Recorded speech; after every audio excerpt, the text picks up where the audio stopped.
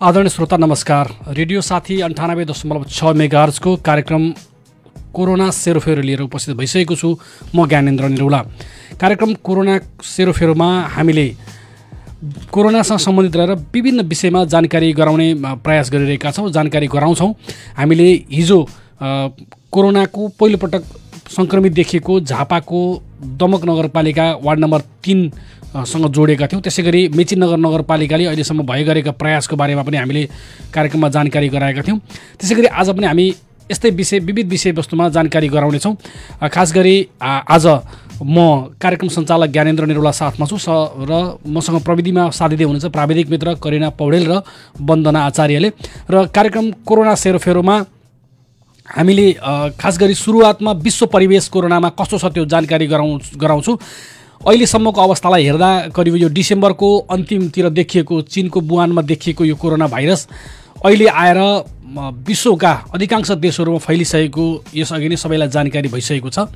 र सबैभन्दा यो कोरोना सङ्क्रमण सबैतिर फैलिए तापनि यसको सुखद पक्षको पनि कुरा गरौँ कि यसले चाहिँ अहिले चाहिँ 8,78,820 जना मानिस चाहिँ निको भएर कोरोना लागेर निको भएर घर फर्केको चाहिँ तथ्याङ्क छ। यो विश्वको तथ्याङ्क हो।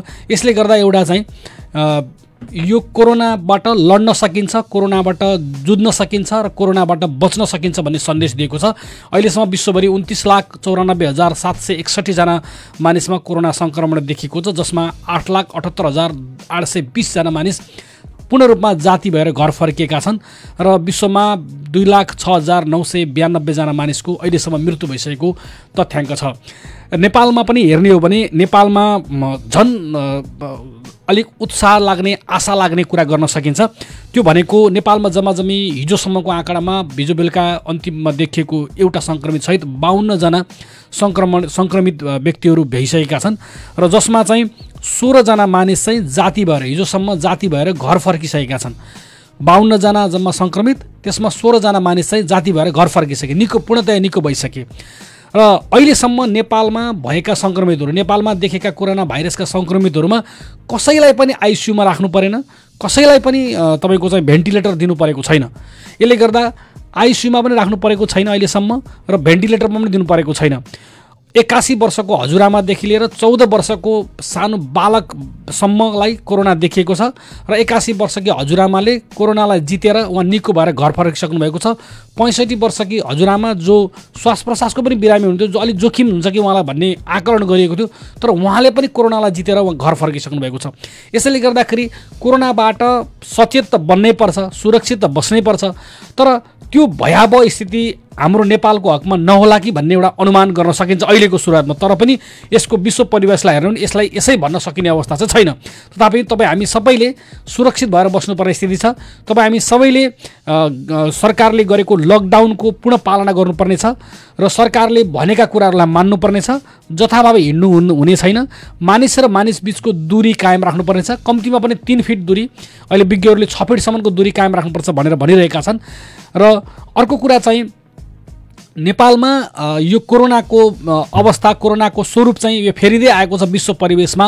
र अमेरिकामा जुन ढङ्गले कोरोनाले सङ्क्रमण गर्यो त्यो ढङ्गको सङ्क्रमण चाहिँ नेपालमा होइन भनेर विज्ञहरूले भनिरहेका छन्। हिजो मात्रै पनि जनस्वास्थ्य विज्ञ डाक्टर रविन्द्र पाण्डेले भन्नुभएको छ कि नेपालमा देखिएको कोरोनाको स्वरूप चाहिँ कमजोर स्वरूप हो। यसलाई चाहिँ त्यति धेरै डराउनु पर्दैन, सुरक्षित भएर निश्चित यसले चाहिँ जे अपनाउनु पर्ने सुरक्षाका विधिहरू छन् त्यो अपनायो भने हामी धेरै सुरक्षित हुन्छौँ भनेर हाम्रो जीवनशैली समेतको पनि कुराकानी त्यहाँ गर्नुभएको छ, उहाँले लेख्नुभएको छ। त्यसलाई तपाईँले radiosathi.com अनलाइनमा, हाम्रो अनलाइन संस्करणमा पढ्न सक्नुहुनेछ। र यो हिसाबले पनि कोरोना चाहिँ नेपाली परिवेशमा कोरोना कमजोर छ भन्ने कुरा चाहिँ विज्ञहरूले गरिरहँदा र नेपालमा कोरोनाको सङ्क्रमणको दर पनि अझै कम छ। हुन त हिजो एकै दिन 3 जना सङ्क्रमित देखियो, वीरगञ्जमा 2 जना देखिनुभयो र झापामा 1 जना देखिनुभयो। र पछिल्लो पटक झापामा 12दशी गाउँपालिका वार्ड नम्बर 4 मा 1 जना 50 वर्षीय मुस्लिम समुदायका व्यक्तिलाई कोरोना सङ्क्रमण देखिसकेको छ। र हामी 12दशी गाउँपालिकाका अध्यक्ष खड्ग राजवंशीसँग कुराकानी गर्ने प्रयास गरिरहेका छौँ। उहाँसँग कुराकानी गर्छौँ हामी। र हामी प्रदेश नम्बर 1 को मात्र होइन, नेपालकै सबैभन्दा धेरै सङ्क्रमित भएको अहिले उदयपुर जिल्ला, उदयपुरको भुल्के, उदयपुर वार्ड नम्बर 3 र त्यो क्षेत्रमा पनि हामी के कस्तो भइरहेको छ त्यहाँ पनि हामी जोडिने प्रयास गरिरहेका छौँ र त्यहाँको पनि कुराकानी तपाईँहरूलाई अपडेट गराउँछौँ, जानकारी गराउँछौँ। र कोरोना सङ्क्रमणका हिसाबले अर्को कुरा गर्दा नेपाल सरकार मन्त्री परिषदको निर्णयले, हिजो मात्रै गरेको निर्णयले अब 10 दिनलाई, भोलिदेखि आज रातिसम्मको लकडाउन थियो र भोलिदेखि 10 दिनलाई अरू 25 गतेसम्मलाई, वैशाख 25 गतेसम्मलाई लकडाउन लम्बिएको छ, थपेको छ। त्यसै गरी सीमा नाका चाहिँ तपाईँको चाहिँ नेपालको जुन भारत र चीनसँग जोडेका सीमा नाका छन्, ती सीमा नाका वैशाख 31 गतेसम्म चाहिँ बन्द रहने कुरा हामीले चाहिँ जानकारी गरायौँ तपाईँलाई कि हिजो मन्त्री परिषदले निर्णय गरेको कुरा छ। त्यो सँगसँगै नेपालका अन्तर्राष्ट्रिय र स्थानीय तहका फ्लाइट, जुन आन्तरिक फ्लाइटहरू छन्, हवाईजहाजहरू छन्, ती हवाईजहाज उडानको पनि जेठ 2 गतेसम्म बन्द गर्ने निर्णय सरकारले गरिसकेको छ।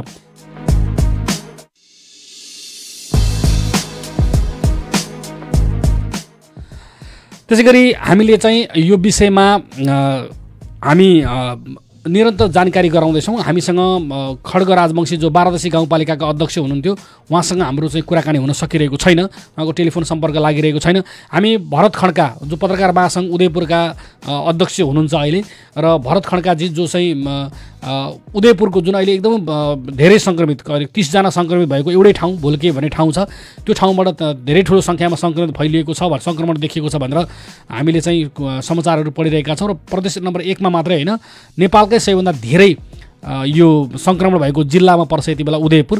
त्यो हिसाबले पनि हामी चाहिँ यो भरत खड्का जो पत्रकार महासङ्घका उदयपुरका अध्यक्ष हुनुहुन्छ, त्यहाँको अवस्थाको बारेमा हामी उहाँसँग कुराकानी गर्दैछौँ। केही क्षणमै फेरि जानकारी गराएँ कि अहिलेसम्म विश्वभरिमा 8,78,820 जना मान्छे जाति भएर घर गइसके कोरोनाबाट। नेपालमा पनि 52 मध्ये 16 जना जाति भइसके। कसैलाई आइसियु राख्नु परेको छैन, कसैलाई भेन्टिलेटर दिनु परेको छैन। त्यसले गर्दा पनि अलिकति सुरक्षित महसुस हामीले गर्न सक्छौँ। यति बेला हामीसँग भरत खड्का जोडिसक्नु भएको छ, उदयपुर पत्रकार महासङ्घका अध्यक्ष भरत खड्काजी, तपाईँलाई कार्यक्रममा स्वागत छ। धन्यवाद ज्ञानजी। अहिले उदयपुर अब नेपालकै सबैभन्दा धेरै सङ्क्रमण भएको जिल्ला पर्यो र त्यहाँको चाहिँ वार्ड नम्बर 3 भुल्केमा हामीले चाहिँ धेरै सङ्क्रमण भएको भन्ने खबर पाइरहेका छौँ।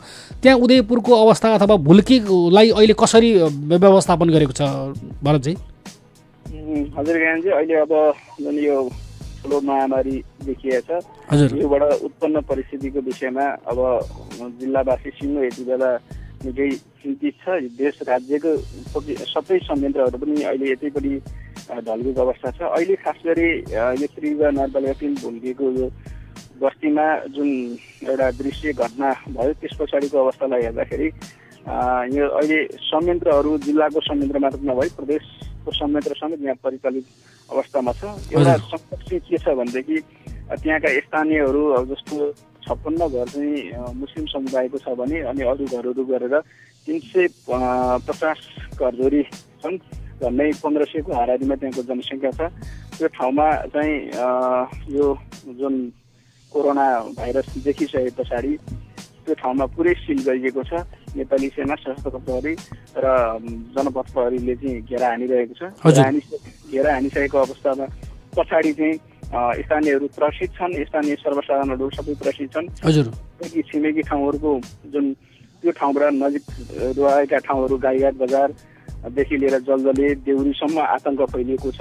त्यस पछाडिको स्थिति चाहिँ त्यहाँ खाद्यान्नहरूको अभाव भयो भन्ने थियो। त्यसमा चाहिँ अलिकति वडाले चाहिँ राहत वितरण गरिसकेको अवस्था छ भने स्वास्थ्यमा अझै पनि समस्या भन्ने छ। ज्वरो आइरहेछ मान्छेहरूलाई, टाउको दुखेको, अनि नियमित औषधि खानेहरू जो सेवन गर्नेहरू थिए, जस्तो यो सुगर प्रेसरका बिरामीहरू, झाडा पखालाका बिरामीहरू पनि छन् त्यहाँनिर। सुत्केरी महिलाहरू, गर्भवती महिलाहरू पनि छन्। उनीहरूलाई चाहिँ हाम्रो नियमित जाँच, त्यसै गरी नियमित औषधिहरू नपाएको भन्ने कुराहरू व्यापक गुनासो अहिले पनि आइरहेको छ। यद्यपि अस्ति केही दिन अगाडि शिविर चलाइयो, त्यस पछाडि पनि अहिले स्वास्थ्यमा समस्या छँदैछ, उनीहरूको त्यो गुनासो छँदैछ। अनि अर्को समस्या भनेको हामीले हाम्रो पैसाहरू चलेन भन्ने उनीहरूको बढी मात्रामा गुनासो छ। उनीहरूले खाद्यान्न लगायतका सामग्रीहरू किन्नलाई, आफूलाई चाहिने सामग्रीहरू किन्नको लागि हामीले पैसा दिँदाखेरि व्यापारीले पैसा लिएन भन्ने छ गुनासो। एउटा ठुलो समस्या त्यो देखिएको छ। व्यापारीहरूले अलिक पत्याउने खालकालाई खातामा पैसा नलिकन खातामा लेखेर चाहिँ सामान दिइरहेका छन् भने अहिले सामान्य मजदुर परिवारहरूलाई सामान नदिएको भन्ने कुरा गुनासो आएको छ। पैसा चलाइदिनु पर्यो हाम्रो, कि सामान दिनु पर्यो भन्ने छ। एकातर्फ चाहिँ किसानहरूले चाहिँ आफ्नो घरमा धान छ टन्न, त्यो धान चाहिँ मिलमा लगेर पिसाउन सक्ने अवस्था पनि रहेन, मिल खोल्दैन भन्ने कुरा उनीहरूको फेरि अर्को गुनासो पनि छ। त्यो सँगै अलिकति खाना पुग्ने परिवारहरू पनि छन्। ती परिवारहरूले हाम्रो ब्याङ्क खातामा पैसा छ तर पैसा झिक्न पाइएन भन्ने अर्को गुनासो पनि त्यहाँनिर रहेको छ। यो समस्या त्यहाँनिर निकै छ। यो सँगै जोडिएका सवालहरू भनेको जस्तो त्यो जनजातिसँग आएका मान्छेहरूसँग भेटघाट गर्नको लागि अरू त्रियुगा नगरपालिकाका अरू क्षेत्र गाईघाट, देउरी, मोतीगढा को क्षेत्रहरूबाट पनि त्यहाँ भेट्न गएको उनीहरूलाई, त्यो धर्मगुरुलाई चाहिँ भेट्न गएको भन्ने कुरा आइसके पछाडि अर्को त्यहाँ सङ्कटको अवस्था पैदा भएको छ। ती मान्छेहरूलाई पनि सहयोगी भन्ने लागेर हिजोबाट चाहिँ खास ठाउँहरूमा चाहिँ स्वास्थ्य कार्यालयले त्रियुगा नगरपालिकासँग समन्वय गरेर स्थानीय प्रशासनले ती ठाउँहरूमा पनि परीक्षण, नमुना परीक्षण, स्वाबको नमुना परीक्षणको कार्य सुरु भइरहेको अवस्था छ। एकदमै प्रसिद्ध र भयरहित वातावरणबाट त्यहाँको अवस्था चलिरहेको छ। जस्तो भरतजी त्यो जुन भुल्के क्षेत्र छ त्यो पूर्ण रूपमा सिल गरिएको छ। अब त्यहाँभित्र अघि तपाईँले भन्नुभयो अनेक खालका समस्या छन्। यो समस्या समाधान गर्न अब पुरै सिल गरेपछि बाहिर फेरि हिँड्न डुल्न पनि गाह्रो छ। देशैभरि त मान्छेलाई हिँड्न गाह्रो छ भने त्यो त धेरै सङ्क्रमित भएको त्यो क्षेत्रमा त झन् त्रास होला। त्यो व्यवस्थापन गर्न खास गरी दैनिक जीवनमा जुन खानालाई सहज बनाउनलाई, खानपिनको व्यवस्था गर्नलाई चाहिँ राज्य पक्षबाट के सहयोग भइरहेछ त्यहाँ अहिले? राज्य पक्षबाट जस्तो अब अस्ति खाद्यान्न राहतको सामग्रीहरू 20 केजीका दरले चामलहरू वितरण गरियो त्यहाँनिर। त्यो सामग्रीहरू अहिले खानपिन गरिरहेछन् भने अब सङ्घ संस्थाको तर्फबाट केही सहयोग राहतहरू लैजाने भन्ने कुराहरू छ। राज्य पक्षबाट अहिले राज्यलाई उनीहरूले पहल चाहिँ गरिदिनु पर्यो, मिल खोलिदिनु पर्यो। हाम्रो भकारीमा धान छ त्यो कुट्ने व्यवस्था गरिदियो भन्नु भनेका छन्। राज्यले त्यसलाई पहल गरेको अवस्था देखिन्न। स्थानीयहरू आफै पनि बढी त्रसित यसमा समस्या चाहिँ त्यो छ कि मिल सञ्चालकहरूले अब यो सर्छ भनेर उनीहरू चलाउन सक्ने अवस्था छैन उनीहरूको। राज्यको संयन्त्रले उनीहरूलाई व्यवस्थापन गर्नेतिर अहिले त्यति धेरै ध्यान दिएको छैन। यद्यपि सबै क्षेत्रबाट चाहिँ त्यो पहल कदमीहरू चाहिँ गरिरहेका छन्, यसलाई झकझकाइरहेका छन्। जस्तो भरतजी खास गरी अब केही क्षेत्रहरू जो लकडाउनको बेला पनि बाहिर निक्लेर काम गर्नुपर्छ, जस्तो स्वास्थ्यकर्मी, सुरक्षाकर्मी अनि सञ्चारकर्मीहरूको अवस्था चाहिँ के छ सर त्यहाँ? स्वास्थ्यकर्मीहरू चाहिँ अब हिजोबाट चाहिँ फिल्डमा निकै खटिएका छन्, किनभने अस्तिको दिनसम्म स्वास्थ्य सामग्रीहरू अभाव भएको कारणले गर्दाखेरि हामी खट्न सक्ने अवस्था रहेन भन्ने कुराहरू गुनासो गरिसके पछाडि त्यहाँ प्रदेश सरकारले चाहिँ उनीहरूको लागि स्वास्थ्य कवचहरू ल्याइदिइसके पछाडि उनीहरू अहिले खटिएको अवस्था छ भने सञ्चारकर्मीहरूको अवस्था चाहिँ अब त्रसित र एकदम जोखिमपूर्ण अवस्थामा काम गरिरहेको छ। सूचनाहरू प्रवाह पनि गर्नुपर्ने छ। घरमा बसेर सबै कुराहरू सम्भव पनि छैन। भिडियोदेखि लिएर टेलिभिजनका साथीहरू खट्नुपर्ने अवस्था छ। त्यसले गर्दा त्यो ठाउँमा सञ्चारकर्मी साथीहरूको पनि उपस्थिति छ। जोखिम भए तापनि उपस्थिति छ। उनीहरूले स्थानीय जति मिडियाका साथीहरू हुन्छ उहाँहरूले चाहिँ त्यहाँका कुराहरू, समस्याहरू बाहिर उजागर गर्नु नै भएको छ। त्यहाँका जनताले भोगेका समस्याहरू, त्यहाँ के अरे लकडाउनबाट उत्पन्न परिस्थिति, सिल गरिसके पछाडिको परिस्थितिको बारेमा साथीहरूले बाहिर ल्याउनु नै भएको छ। यद्यपि अब उहाँहरूलाई सुरक्षाको विषयमा चाहिँ अब राज्य नै अब चिन्तित भएको अवस्था छैन। स्थानीय सरकारले पनि ध्यान दिन सकेको छैन। सञ्चारकर्मी साथीहरूलाई केही व्यवस्थापन गर्नुपर्छ भन्ने कुरामा छैन। त्रसित वातावरणबाट साथीहरूले काम गर्नुभएको छ। जोखिमपूर्ण ढङ्गले जोखिम उठाएर जोखिम मोलेरै साथीहरूले काम गरिरहनु भएको छ। अब सरकारलाई ध्यान पुर्याउने कुरामा हामीले चाहिँ आवाज उठाइरहेका छौँ। यो सँगै पत्रकार महासङ्घले चाहिँ प्रदेश पत्रकार महासङ्घ र केन्द्रीय पत्रकार महासङ्घमा पनि यहाँको सञ्चारकर्मीको विषयमा चाहिँ संवेदनशील भइदिनु र यहाँको विषयहरू उठान गरिदिनको लागि चाहिँ आग्रह गर्दछौँ भनेर हामीले कुरा उठाएका छौँ। हामीले मैले पाएको जानकारी अनुसार चाहिँ भोलि केन्द्रबाट पत्रकार महासङ्घको एउटा टोली पनि आउँदैछ यहाँको सञ्चारकर्मीको अवस्थाको बारेमा बुझ्नको लागि। यसो भएकोले गर्दाखेरि त्यो टोलीसँग हामी अलिक छलफल र परामर्श गर्नेछौँ। यहाँको समस्याहरू, स्थानीयका समस्याहरू त छँदैछन्, त्यो सँगै हामीसँग जोडिएका सञ्चारकर्मीसँग जोडिएका जोखिमका कुराहरूलाई पनि छलफल गर्नेछौँ। हवस् त भरतजी, यहाँको जानकारी दिनुभयो त्यसको लागि तपाईँलाई धेरै धेरै धन्यवाद छ। धन्यवाद ज्ञानेन्द्र। हस्, उहाँ हुनुहुन्थ्यो नेपाल पत्रकार महासङ्घ उदयपुर शाखाका सभापति भरत खड्का र उदयपुरको अहिलेको अवस्था तपाईँले जानकारी पाउनुभयो कि उदयपुर यति बेला 30 जना सङ्क्रमित छन्, जहाँ चाहिँ जुन उदयपुर त्रियुगा नगरपालिका वार्ड नम्बर 3 भुल्के भन्ने स्थानमा मात्रै त्यति ठुलो सङ्क्रमण छ एउटै गाउँबाट। र अहिले त्यहाँको अवस्थाको बारेमा भरतजीले जसरी भन्नुभयो हामीले अनुमान मात्रै गर्न सक्छौँ, हामीले त्यसलाई बुझ्न मात्रै सक्छौँ कतिसम्म भयावह छ कि त्यहाँ चाहिँ पुरै गाउँ लक छ, बाहिर निक्लिन पाइँदैन, खानपिन गर्न किनमेल गर्न पाइने अवस्था छैन, राज्यले सबै कुरा त्यहाँ दिन सकिरहेको छैन। र यो अवस्थालाई अनुमान गरेर आकलन गरेर पनि अब गरिने कामहरू, खास गरी झापामा पनि 2 ठाउँमा कोरोना देखिसके पछाडि यसको बारेमा अब गरिने कामहरू, खास गरी स्थानीय सरकार वडा सरकारहरूले गर्ने कामहरूको बारेमा चाहिँ अलि बढी केन्द्रित हुनपर्छ भन्ने यति बेला अनुमान गर्न सकिन्छ। यति बेला यसै भोलि कुनै ठाउँमा देखियो भने त्यहाँ कसरी काम गर्ने भनेर यदि अगाडि नै हुनसक्ने जोखिमको बारेमा अनुमान गरेर आकलन गरेर त्यो अनुसारको पूर्व तयारी गरियो भने समस्या नहोला। तर 81 पर्यो भने त्यसलाई समस्या हुन्छ। तर अब यति धेरै लामो समय 4-4 महिनाको समय हामीले पाएका छौँ चाहिँ तयारी गर्ने, त्यो बेलामा हामीले पर्याप्त तयारी गर्न सकेनौँ भने त्यो दुर्भाग्य हुन्छ। त्यसकारण अब हामी एकदमै जोखिमको नजिक पुग्दै गर्दा त्यो जोखिमलाई सामना गर्ने एउटा सामर्थ्य बटुल्ने पनि यति बेला हाम्रो दायित्व हो। यति बेला आम श्रोतालाई यहीँबाट जानकारी गरौँ कि सरकारले गरेको लकडाउन र घरमै बस्नु भनेको अनुरोधलाई पूर्णतया पालना गर्नु अबको विकल्प रहित कुरा हो। अब यसको विकल्पै छैन। तपाईँ यदि मन लागि ढङ्गले बाहिर हिँड्नुभयो, मर्निङ वाकका नाममा हिँड्नुभयो, इभिनिङ वाकमा हिँड्नुभयो, एउटा मुठो साग ल्याउनलाई तपाईँ 2-3 जना घरबाट निक्लिनु भयो अनि बहानाबाजी हरेक ढङ्गबाट बहानाबाजी गरेर तपाईँ घरबाट बाहिर निक्लिने बहानाबाजी गर्नुभयो भने हामी जोखिममा पर्दछौँ। त्यस कारणखेरि पनि यो खतराबाट बच्नलाई, यो जोखिमबाट बच्नलाई पनि तपाईँ हामीले सावधानी अपनाउनु पर्ने स्थिति छ। यति बेला हामीसँग झापाको अवस्थाको बारेमा कुराकानी गर्न जिल्ला समन्वय समिति झापाका प्रमुख सोमनाथ पोर्तेल हामीसँगको टेलिफोन लाइनमा जोडिनु भएको छ। हामी कुराकानी गर्ने प्रयास गरिरहेका छौँ। जिल्ला समन्वय समिति झापाका प्रमुख सोमनाथ पोर्तेलज्यू हामीसँग जोडिसक्नु भएको छ। हामी उहाँलाई स्वागत गर्छौँ। सोमनाथ सर, तपाईँलाई कार्यक्रममा स्वागत छ। धन्यवाद। यति बेला झापामा हिजो फेरि बेलुका दोस्रो सङ्क्रमितको रूपमा 12 वार्ड नम्बर 4 मा सङ्क्रमण भएको भनेर समाचार आयो, पुष्टि भइसकेको छ। अहिले त्यो सङ्क्रमित बिरामी अथवा सङ्क्रमितलाई कहाँ राखेको छ, के छ त्यहाँको अवस्था अलिक जानकारी गराइदिनु न। उहाँलाई विराटनगर कोरोना उपचारका लागि प्रदेश सरकारले स्थापना गरेको कोभिड हस्पिटलमा पठाइएको छ। हजुर। त्यहाँ राखेर उपचार भइरहेको छ। हजुर। र हिजो 5 बजेतिर नै प्रदेश सरकारको सामाजिक विकास मन्त्रीले फोन गरेर हजुर यसै भेट्यो र उहाँलाई पठाइदिने व्यवस्थापन गर्नु भनेर उहाँले निर्देश गरिसकेपछि सुरक्षा चाहिँ संयन्त्र र जिल्ला जनस्वास्थ्य कार्यालयको सहजीकरणमा हजुर त्यहाँ जनप्रतिनिधिहरूसँगको सहजीकरणमा उहाँलाई विराटनगर पठाइयो। जस्तो अब सङ्क्रमित देखिएको क्षेत्र खास गरी त्यो 4 नम्बर वार्ड 12 को 4 नम्बर वार्डको वरिपरि उसको उहाँको परिवारलाई चाहिँ कसरी राखिएको छ, त्यो क्षेत्रको अवस्था के छ? त्यो क्षेत्रलाई सिल गर्ने कुरा सम्बन्धित गाउँपालिकाले अगाडि बढाएको छ। हजुर हजुर। अब आज त्यसको कन्ट्याक्ट ट्रेसिङको काम हुन्छ। उनीसँग जो मान्छेहरू यो विषयमा सम्पर्कमा गए, हजुर, प्रत्यक्ष सम्पर्कमा गए उनीहरूको सूची तयार पार्ने र सूची तयार पारेर ती मान्छेहरूको टेस्ट गर्ने कुरालाई उच्च प्राथमिकता साथ हामी अगाडि बढाउँछौँ। त्यसपछि ती जो मान्छेहरूलाई फर्स्ट कन्ट्याक्टमा जो मान्छे गएका थिए ती मान्छेहरूले अरू कसलाई भेट्यो भन्ने त्यो दोस्रो लेयरमा चाहिँ ती मान्छेहरूको पनि कन्ट्याक्ट ट्रेसिङ गर्ने र उनीहरूको परीक्षण गर्ने कुरा हुनेछ। हजुर। त्यो कामलाई हामी अगाडि बढाउँछौँ। जस्तो अहिले चाहिँ अब 2टा सङ्क्रमण देखिसक्यो, तपाईँ जिल्ला समन्वय समितिको प्रमुख भएको नाताले यो विषयमा एकदमै धेरै काममा लाग्नु भएको देखिन्छ, समन्वयमा लाग्नु भएको देखिन्छ।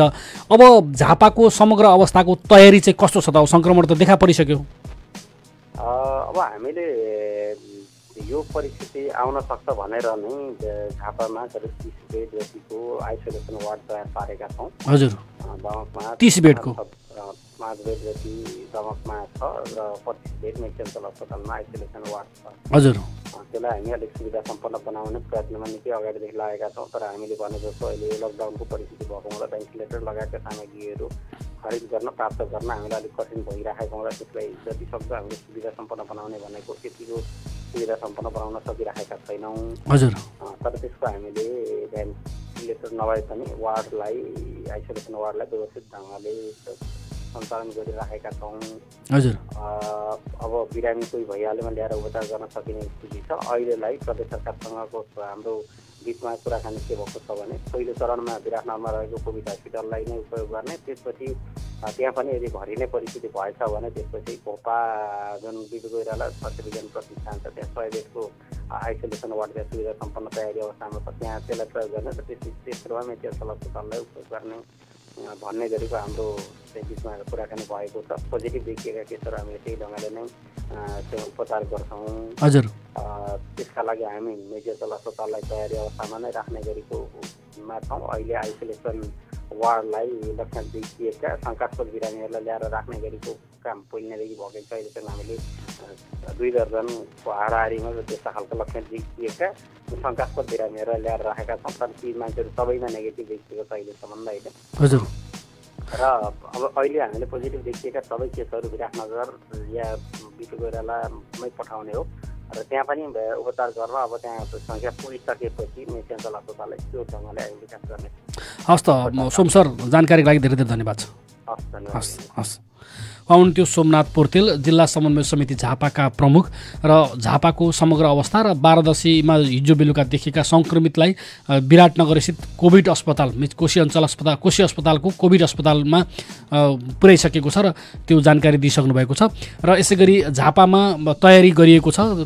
झापामा जम्मा अहिलेसम्म 25 बेडको आइसोलेसन, माफ गर्नुहोला 30 बेडको आइसोलेसन तयार भएको कुरा उहाँले जानकारी गराउनुभयो कि दमकमा 5 बेड र मेची अञ्चल अस्पताल भद्रपुरमा चाहिँ 25 बेडको आइसोलेसन कक्ष तयार भएको छ, आइसोलेसन उपचार केन्द्र तयार भएको छ जहाँ सङ्क्रमितहरू राखेर उपचार गरिन्छ।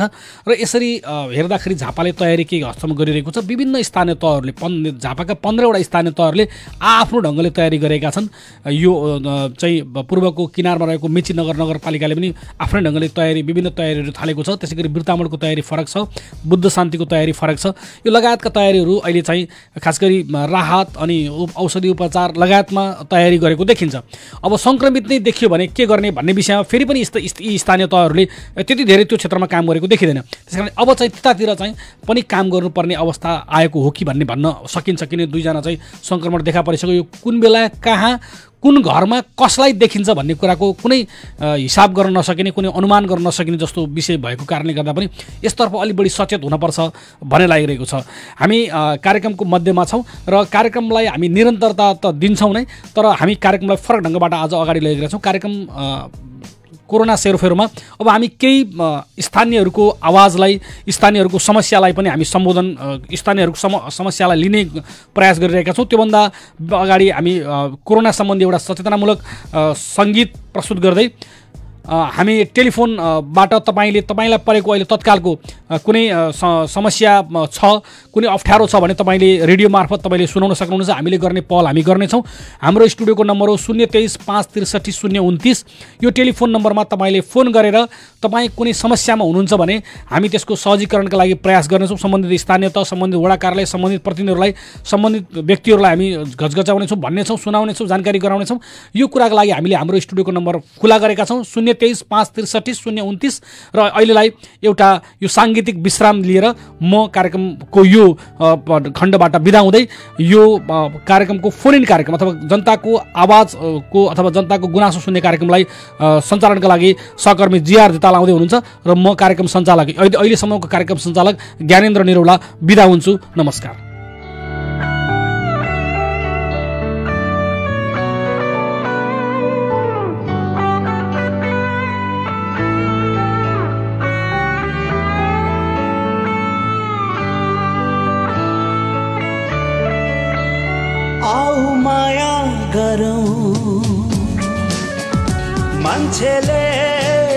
मान्छेलाई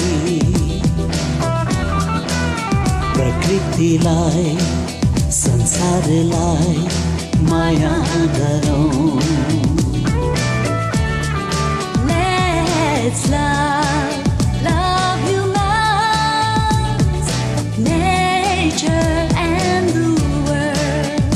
आवाज मिलाऊं, कदम कदम मिलाऊं, महामारीबाट संसार जोगाऊं। आओ माया गरौँ। Break the chain, break the chain, break the chain, break the chain, break the chain, break the chain.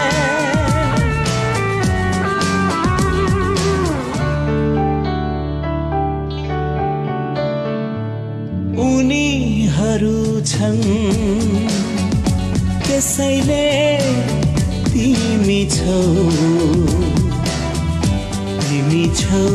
र त उनीहरूमा आशा छ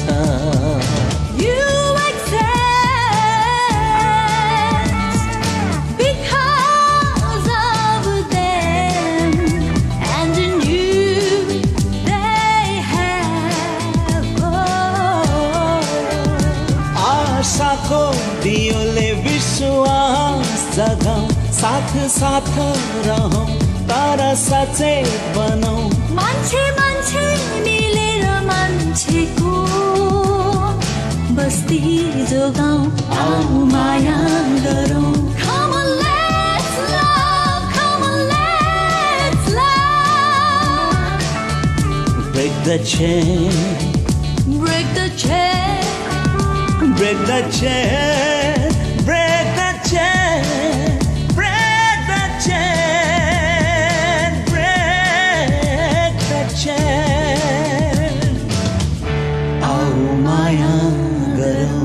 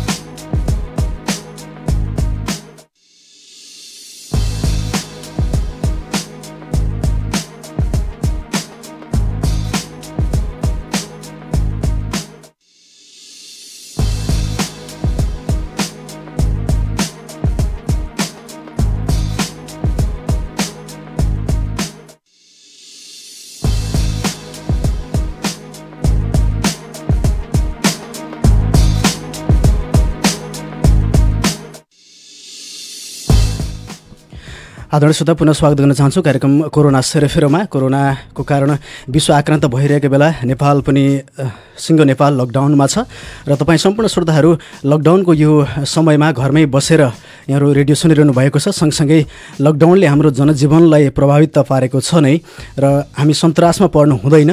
तपाईँ घरमा बसिरहँदाखेरि लकडाउनको कारणले यहाँको दैनिक जीवन गुजारा चलाउनका लागि के कस्ता कठिनाइहरू भइरहेका छन् सो विषयमा हामी समन्वय गर्ने प्रयास गरिरहेका छौँ। हामी स्टुडियोबाट भन्न चाहन्छौँ तपाईँहरू बिचमा हामी राहतका प्याकेजहरू लिएर त उपस्थित हुन नसकौँला, तर यहाँहरूले प्राप्त गर्ने राहतका प्याकेजहरू बिचमा र जनप्रतिनिधि अथवा स्थानीय तह बिचमा समन्वय गर्ने हामी भूमिका गर्छौँ। हामी मिडिया कर्मीको हिसाबले, सञ्चार जगतको हिसाबले यहाँलाई सूचना सञ्चारबाट को पहुँचबाट हामी छुटाउने छैनौँ र यहाँहरूको आवाजलाई सम्बन्धित निकायतर्फ हामी पुर्याउने प्रयास गर्छौँ। हामीसँग स्टुडियोमा दुईवटा टेलिफोन नम्बरहरू छन् 023 563 029 र 023 563 037। विशेष गरेर तपाईँ 563 029 मार्फत तपाईँ जोडिन सक्नुहुनेछ।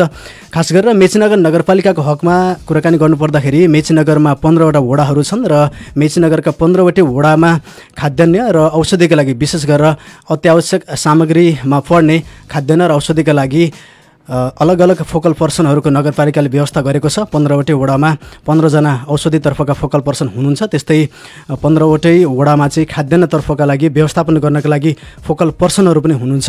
यहाँहरू बिचमा औषधिको उपलब्ध कस्तो छ, औषधिको उपलब्धपन भएको यहाँलाई महसुस भएको छ कि छैन, अथवा औषधि जुटाउनका लागि अत्यावश्यक सामग्री खाद्यान्न जस्ता कुराहरू जुटाउनका लागि यहाँहरू समस्यामा हुनुहुन्छ, समन्वयको अभावमा हुनुहुन्छ भने 023 563 029 मार्फत तपाईँ जोडिन सक्नुहुन्छ।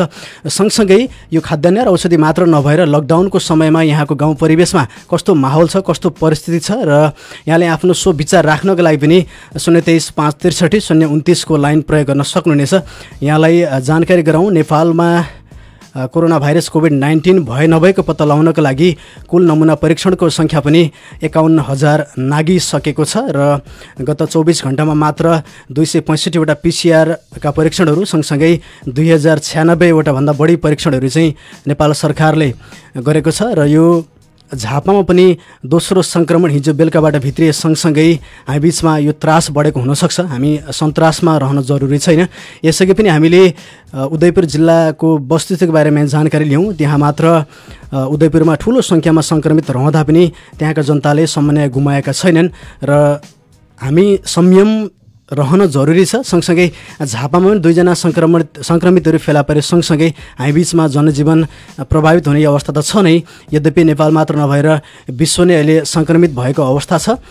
नेपालले पनि कोरोना भाइरस कोभिड-19 सँग लड्नका लागि विभिन्न योजनाहरू ल्याइरहेको छ र यसको सबैभन्दा पहिलो योजना भनेकै द्रुत गतिमा गरिने परीक्षण हो। यद्यपि पिसिआरको परीक्षणको सङ्ख्यालाई बढाउन जरुरी छ।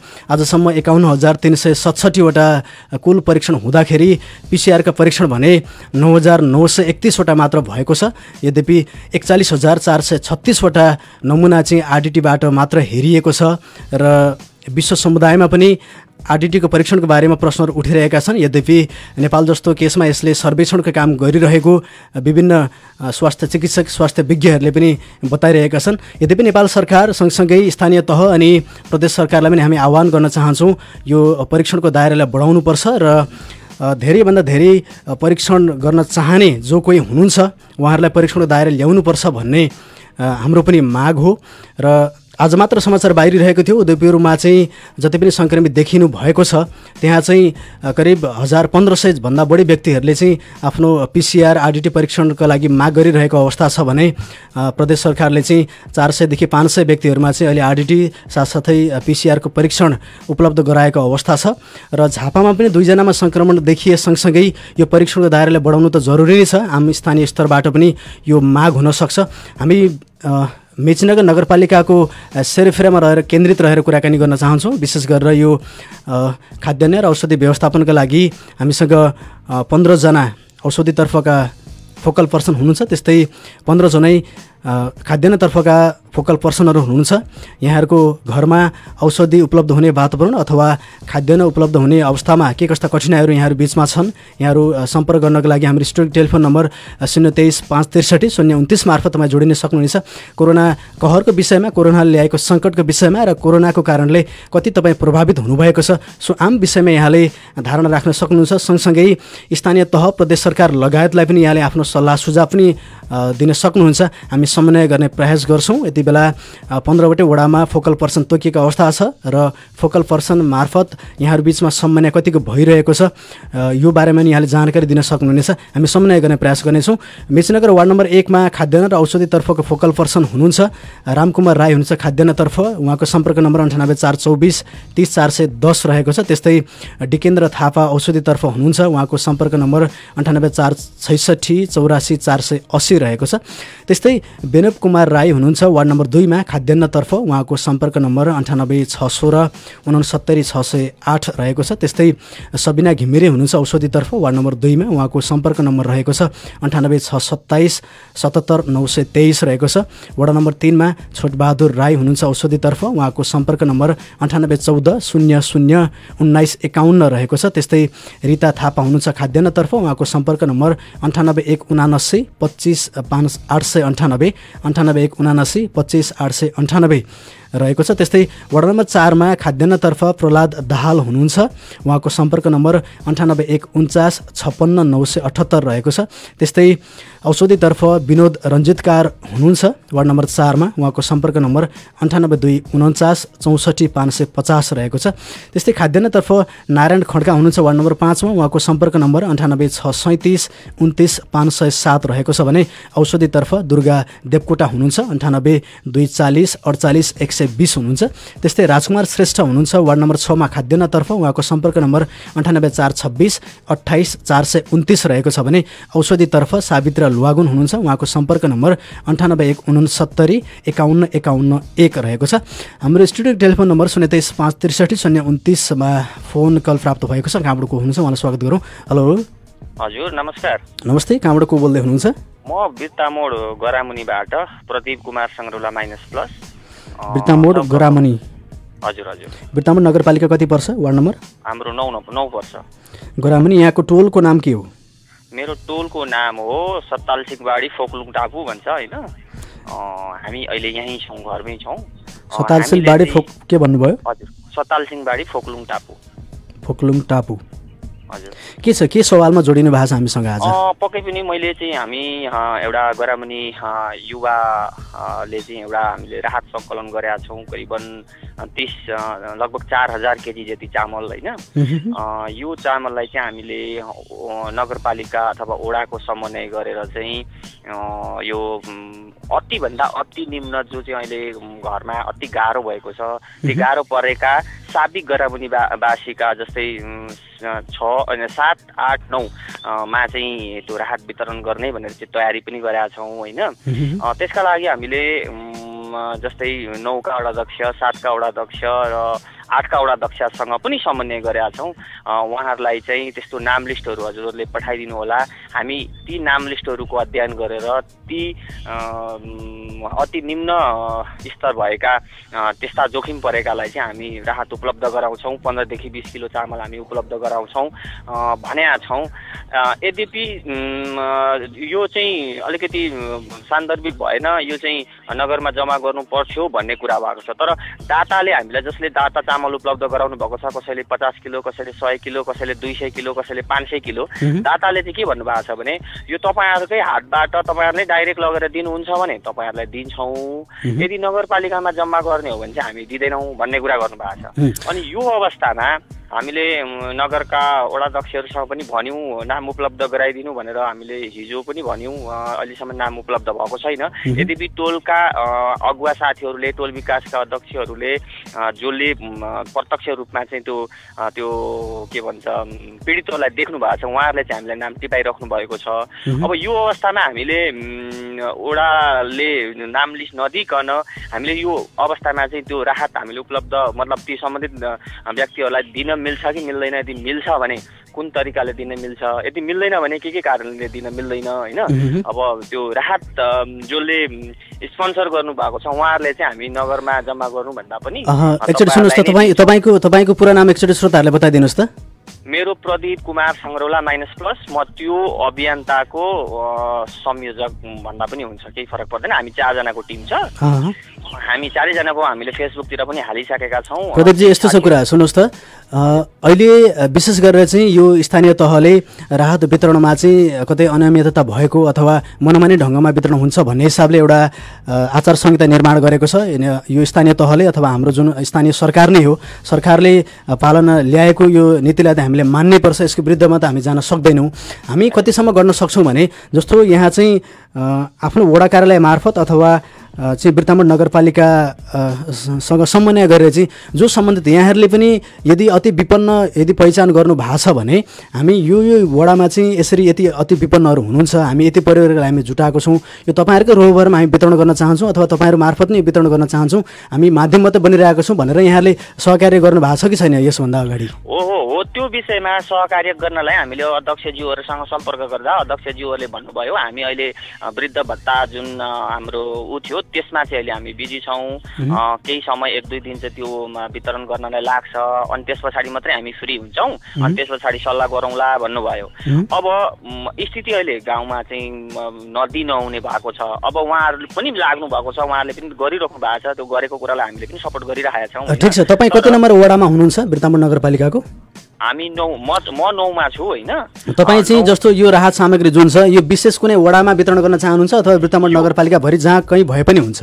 हामी 7, 8 र 9मा वितरण गर्नको लागि हामीले कमसेकम 4000 केजी भन्दा बढी चामल कलेक्सन मतलब सङ्कलन गरिसकेका छौँ होइन। त्यो खाद्यान्न सामग्री यहाँहरूसँगै छ?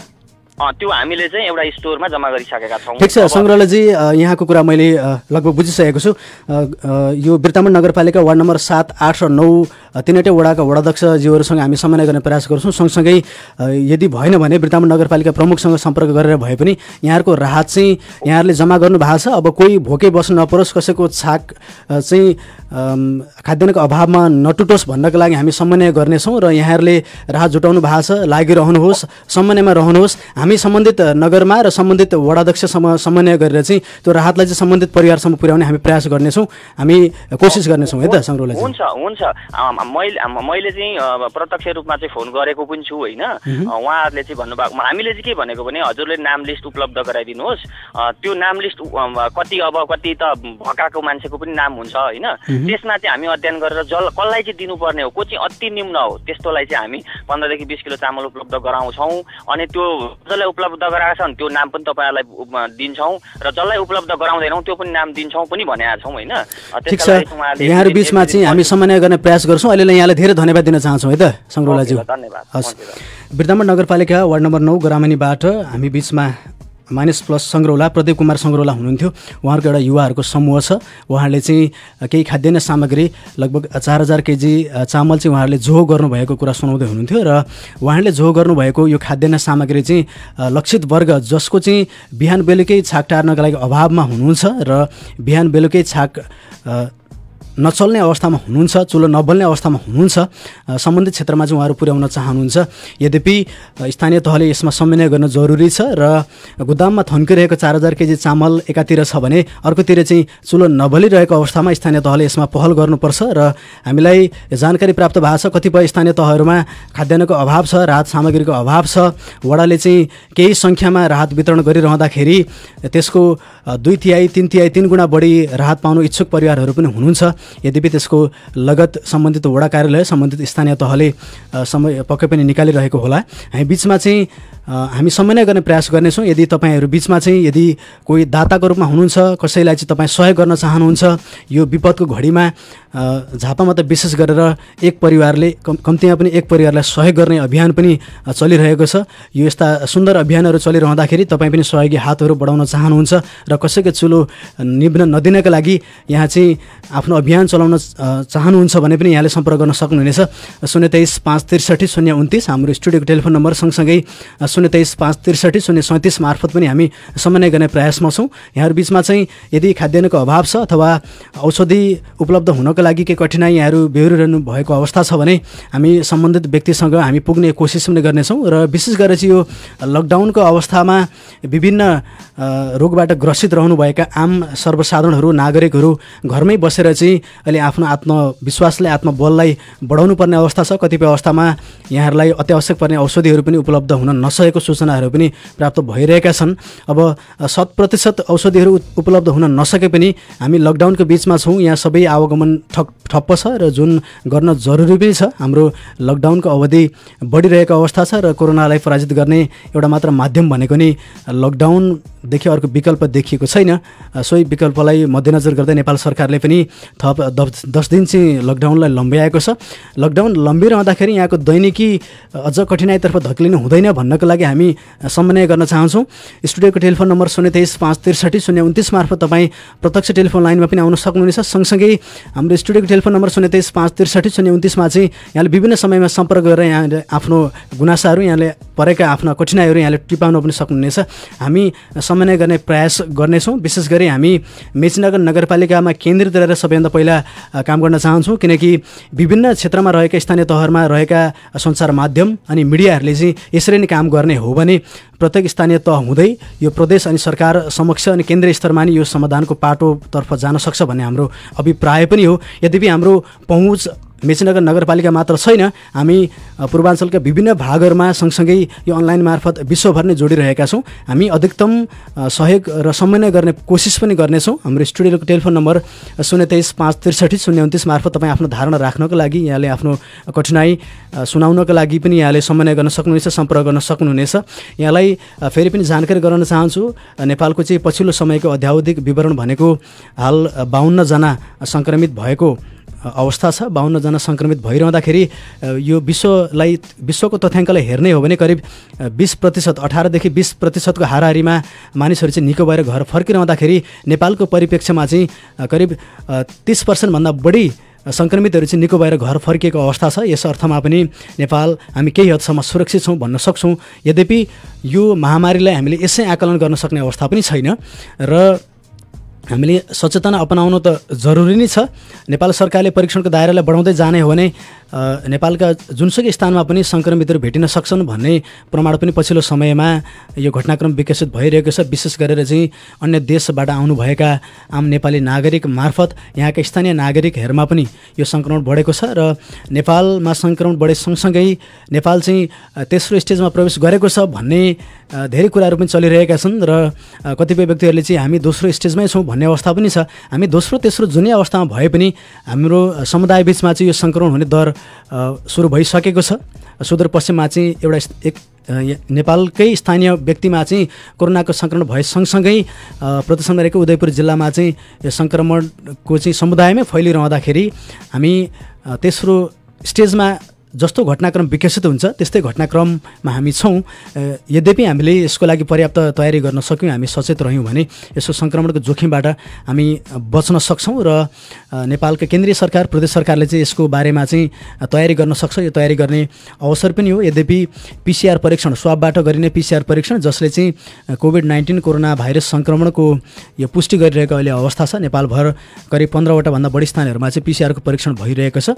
यसबिचमा टेलिफोन लाइनमा कोही श्रोता जोडिनु भएको छ, कहाँबाट हुनुहुन्छ उहाँसँग कुराकानी गरौँ। हेलो, नमस्ते। हेलो, उहाँसँगको सम्पर्क विच्छेद भएको छ। नेटवर्कले राम्रोसँग काम गर्न सकिरहेको छैन।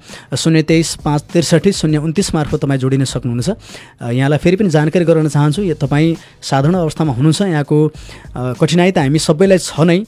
जस्तै अवस्थामा रहँदाखेरि पनि लकडाउन भइरहँदाखेरि, आवागमन ठप्प रहँदाखेरि, सबै कल कारखाना, उद्योग कल कारखाना, बजारहरू बन्द भइरहँदाखेरि हामी कठिनाइका बावजुद त छौँ नै। यद्यपि हामी जसोतसो बिहान बेलुका गर्जो टार्नको लागि हामी सक्षम छौँ भने यहाँहरूले सुनेर साथ दिन सक्नुहुनेछ। तपाईँको घरमा चाहिँ दिन दैनिकी चलाउने कठिनाइ भइरहेको छ, बिहान बेलुकाको हातमुख जोड्न नै यहाँलाई समस्या भइरहेको छ र स्थानीय तह मार्फत पनि यहाँले समन्वय गर्न सकिरहनु भएको छैन भने हामी तपाईँको आवाजलाई सम्बन्धित स्थानीय तर्फ पुर्याउने हामी कोसिस चाहिँ गर्नेछौँ। त्यो समन्वयकारी भूमिका हामी निर्वाह गर्न चाहन्छौँ मिडियाकर्मीको हिसाबले र सञ्चार कर्ममा लागिरहँदाखेरि यहाँहरू बिचमा त्यो समन्वय गर्न चाहन्छौँ।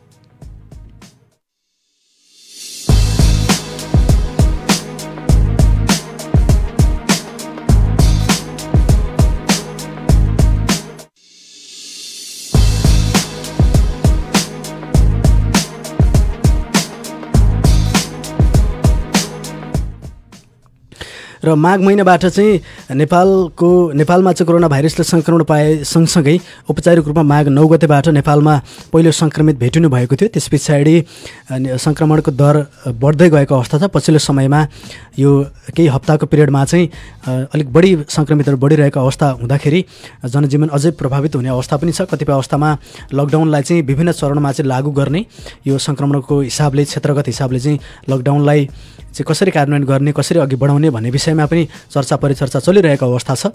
र दैनिक गुजारा चलाउनको लागि चाहिँ कठिनाइ भए सँगसँगै यो मानव अस्तित्व नै सङ्कटमा पर्ने अवस्थामा छ। विश्व समुदाय यति बेला चाहिँ यो कोरोना भाइरसको विरुद्धमा चाहिँ लडिरहेको छ। अझै पनि कोरोना भाइरसलाई जित्न सकेको अवस्था छैन र विश्व स्वास्थ्य सङ्गठनले पनि कोरोना भाइरस कोभिड-19लाई पराजित गर्नको लागि औपचारिक रूपमा भ्याक्सिन नबनेसम्म चाहिँ यसबाट जित हासिल गर्नको लागि कठिनाइ हुन सक्ने सङ्केत पनि गरिरहेको छ।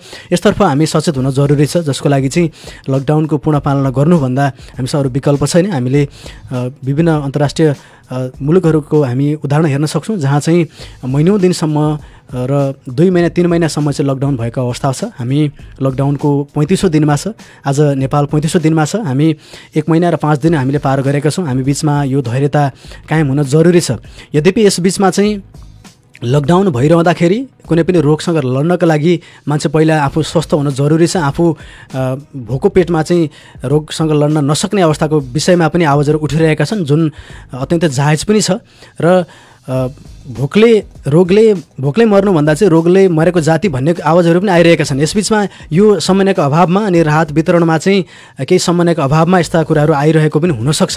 यसबिचमा फेरि पनि एउटा परिवारले अर्को परिवारमा परेको दुःखमा यदि सहयोग गर्ने हो भने यो महामारी अनि यो सन्तासबाट हामी मुक्त हुन सक्छौँ। यसमा हामीले मानवीयता देखाउन जरुरी छ। अतः तपाईँले राहत प्राप्त गर्नको लागि राहतको आकाङ्क्षी भएर मात्र होइन, तपाईँ सम्बन्धित परिवारमा चाहिँ राहतका सामग्रीहरू पुर्याउन चाहनुहुन्छ कुनै न कुनै माध्यमबाट चाहिँ कसैलाई सहयोग गर्न चाहनुहुन्छ भने पनि हामीलाई सम्पर्क गर्न सक्नुहुनेछ। प्रत्येक बिहान 8 बजेदेखि चाहिँ यो कोरोना सेरोफेरो कार्यक्रम हामीले हिजोबाट सञ्चालन गरेको छौँ। यसलाई हामी रेकर्ड गरेर विभिन्न समयमा प्रसारण गर्ने हामी प्रयास पनि गरिरहेका छौँ ताकि यहाँहरू चाहिँ यो सुसूचित बन्न सक्नुहोस्। यहाँको यो खाली समयलाई सदुपयोग गर्नका लागि चाहिँ हामी यसलाई प्रयोग गरिरहेका छौँ। घरमै बसेर चाहिँ यहाँले सूचना सञ्चार यहाँले प्राप्त गर्न सक्नुहुनेछ। सो कुराको जानकारी यहाँलाई गराउन चाहन्छु।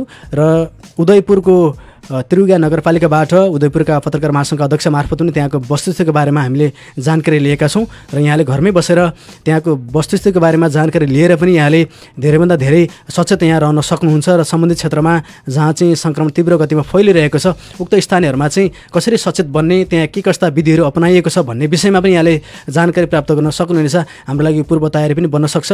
र हामीले आज झापाको 12 गाउँपालिकामा चाहिँ सम्पर्क गर्ने प्रयास गरेका थियौँ। अध्यक्षज्यूले चाहिँ हामी तत्कालको लागि व्यस्त भएको जानकारी हामीलाई दिनुभएको थियो। केही समय पछाडि सम्पर्क गर्नको लागि उहाँले अनुरोध गर्नुभएको छ, हामी बुझ्छौँ। उहाँ समन्वय पक्कै पनि हुनुहुन्छ। झापाको 12 गाउँपालिका, झापाको दमक नगरपालिकाबाट केही स्थानीय तहहरूलाई छिचोल्दै लगभग 3 देखि 4वटा स्थानीय तहलाई छिचोल्दै यो पूर्वतर्फ आइरहेको छ।